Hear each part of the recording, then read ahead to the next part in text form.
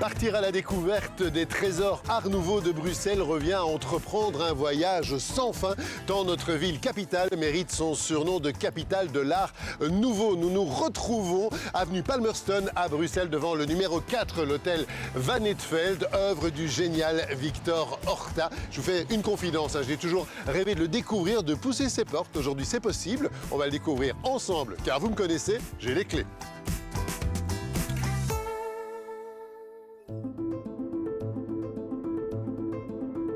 Permettez-moi d'abord de vous donner quelques informations sur cette façade. Une façade en pierre blanche, mais elle est surtout remarquable grâce à sa structure métallique très audacieuse, ses motifs ornementaux et ses splendides mosaïques. Cette façade date de 1895. Mais il n'y a pas que cette maison. Regardez, la maison d'à côté date de 4 ans plus tard, 1899. Elle est aussi signée Victor Horta. C'est un immeuble de rapport. On va aussi le découvrir, mais un peu de patience.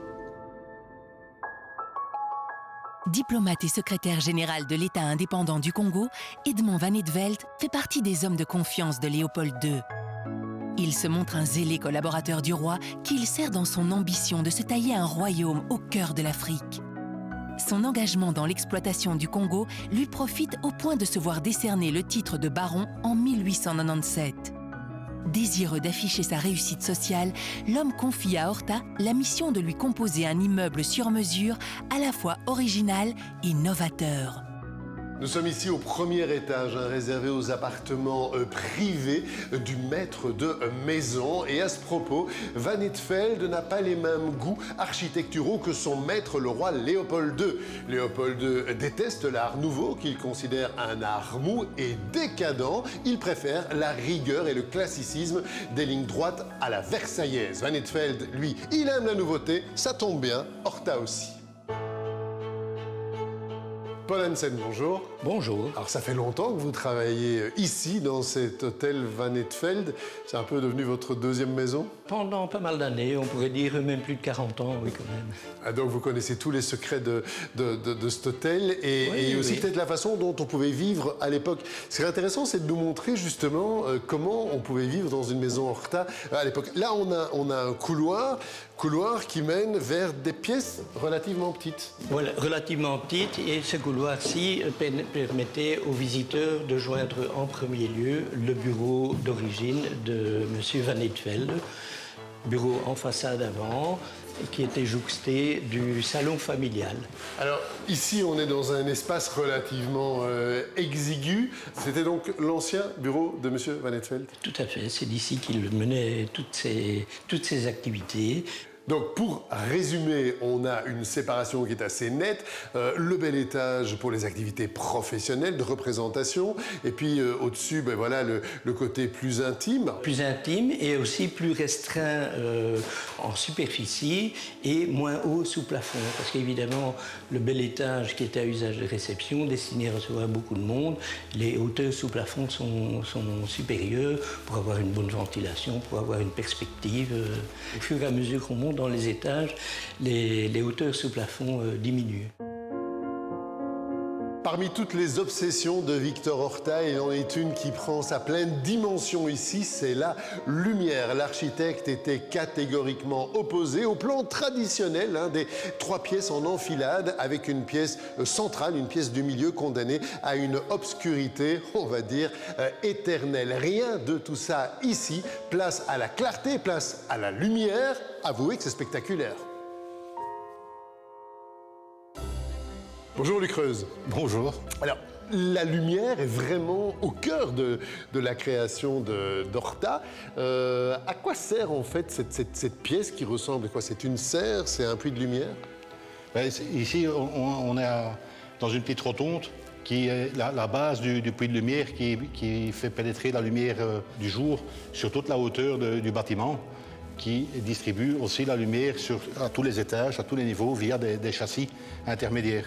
Alors l'acier, c'est un matériau moderne pour l'époque. Pourquoi Horta choisit l'acier plutôt que des matériaux plus traditionnels?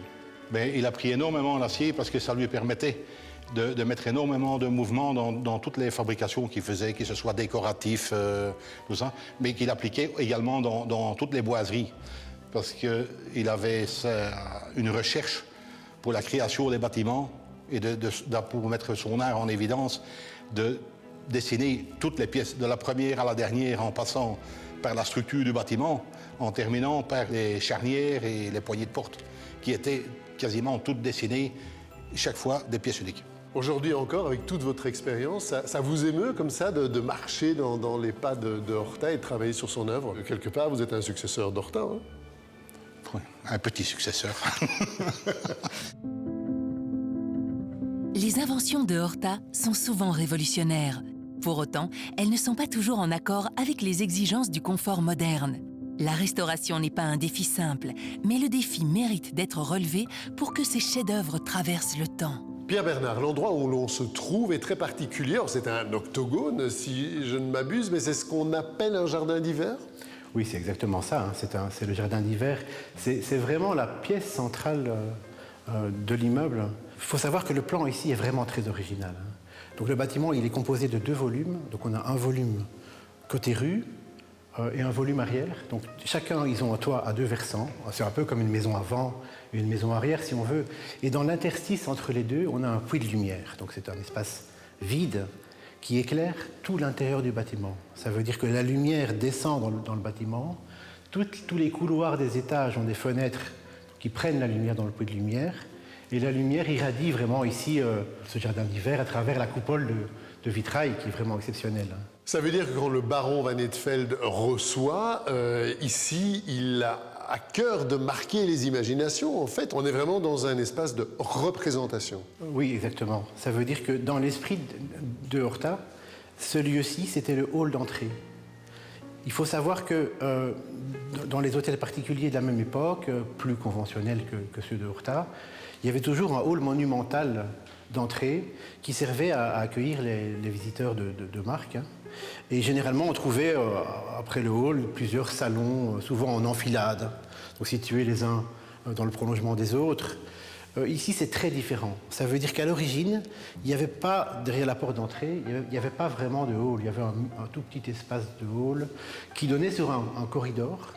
Et alors, les gens donc, suivaient le corridor et montaient ici dans le jardin d'hiver, donc sous la verrière. Ça devait être assez extraordinaire comme expérience. Ça veut dire que les gens étaient dans la pénombre et peu à peu découvraient ce lieu illuminé. Il y a aussi des inventions techniques, j'ai même envie de dire technologiques. Alors, on a parlé de la lumière, mais aussi au niveau de la climatisation, si on veut parler de façon moderne. Horta était un très grand architecte, hein, un architecte de génie, mais c'était aussi un technicien remarquable. Et il était vraiment très attentif à toutes les innovations techniques de son époque. Le chauffage central, l'éclairage. Il a connu les débuts de l'éclairage électrique, d'ailleurs. Et aussi le refroidissement de l'air. Ça veut dire qu'il y a ici tout un système qui a été fait afin de climatiser naturellement les pièces. En réalité, il y a dans les salons, vous verrez des grilles sur les murs, qui ressemblent un peu à des cheminées, mais qui sont en fait des conduits d'air. Et ces conduits vont chercher l'air dans la cave. Dans la cave, il y a un puits qui est creusé dans la cave, et l'air frais montait de la cave et allait refroidir les pièces des étages. Pierre, la carte de visite d'une maison, c'est forcément sa façade, et cette façade, elle a quelque chose à nous raconter aussi. Alors, la pierre, le métal, et puis un jeu d'ombre et de lumière. La façade ici, elle est vraiment plein sud. Donc on est pile au sud. Et alors, il y avait un risque évidemment de surchauffe d'été, hein, parce qu'ici, la façade est très largement vitrée. Donc les gens allaient mourir de chaud dans les salons. Horta a mis au point un système ici de stores extérieurs. Donc ça veut dire qu'il y a des stores vénitiens, des persiennes, hein, à l'extérieur du bâtiment qu'on pouvait monter et descendre pour créer un pare-soleil et pour éviter donc, la surchauffe en été. Derrière cette porte et ces vitraux se trouve la salle à manger, un autre endroit très très important dans une maison conçue par Victor Horta. C'est un lieu intime, hein, pour le baron Van Eetveld, mais aussi un lieu de réception. Pierre Bernard, nous sommes ici dans la salle à manger. Ce qui frappe d'emblée, ce sont les proportions. Oui, c'est assez monumental, hein. Les plafonds sont probablement ici à 4,50 m. C'est vraiment une pièce conçue pour la réception, hein. Il y a 2 buffets ici vraiment remarquables, hein. Ils sont en padouk d'Afrique, tout comme les portes d'ailleurs sont également en padouk d'Afrique. Le plafond également, c'est un plafond à chevrons apparents, également en padouk. Il y a à l'époque une volonté, et principalement ici bien sûr, d'utiliser les bois précieux exotiques d'Afrique. Il doit y avoir des arbres et des arbres entiers, oui. Dans les meubles, les portes, toutes les portes aux étages sont toutes dans ce même padouk. Mais il y a des références à l'Afrique ailleurs que dans le mobilier. Si vous regardez les murs ici, ils sont peints, donc ce sont des toiles marouflées, ça veut dire collées sur le mur, qui ont été peintes. Et on trouve par exemple dans le coin, là vous verrez une sorte d'éléphant stylisé. Puis il y a des petits détails qui sont très importants, c'est pas spécialement accessoire. Je pense au monte-plat, on est une fois de plus dans quelque chose de très moderne dans cette pièce. C'est intéressant parce qu'il y a pas mal de systèmes qui sont liés à la domesticité. Il y a toutes sortes de systèmes qui sont faits de manière à ce que les maîtres ne croisent pas les serviteurs. Par exemple, il y a 2 cages d'escalier séparées.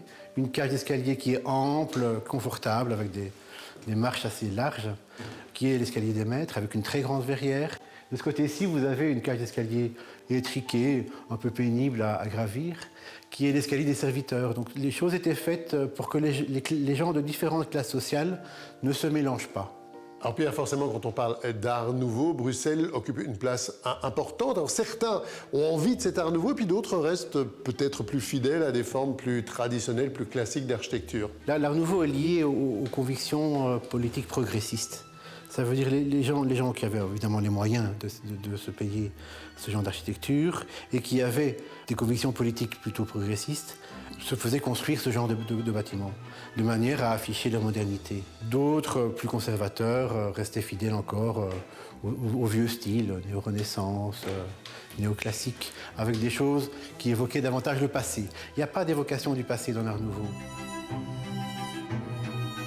Voilà, je vous l'avais promis et je ne résiste pas au plaisir. Nous avons poussé la porte du 2 avenue Palmerston. On se trouve ici, plus précisément dans l'extension de l'hôtel Van Eetveld. Il se sentait peut-être un petit peu à l'étroit dans sa demeure. Il s'est fait composer une autre demeure juste à côté avec notamment un nouveau bureau aux dimensions bien plus grandes, probablement à la hauteur de ses ambitions, de quoi recevoir aussi ses collaborateurs. Et Victor Horta, eh bien, il s'en donne à cœur joie. Il compose un bureau, mais vraiment précis jusque dans les moindres détails, obéissant aux règles de son art. Jetez notamment un coup d'œil sur ce qu'on pourrait qualifier de chauffage high-tech, high-tech pour l'époque, un chauffage qui reprend toute la grammaire Horta avec ses courbes qui virevoltent et qui donnent parfois un petit peu l'impression de s'envoler. C'est ce qu'on appelle, d'une certaine manière, une œuvre d'art totale.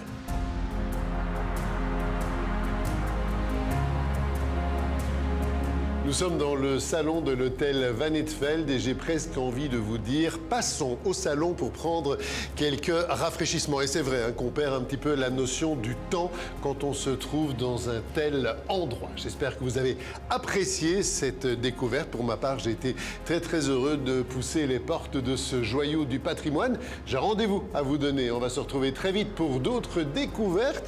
Je crois que je vous l'ai déjà dit, mais j'ai les clés.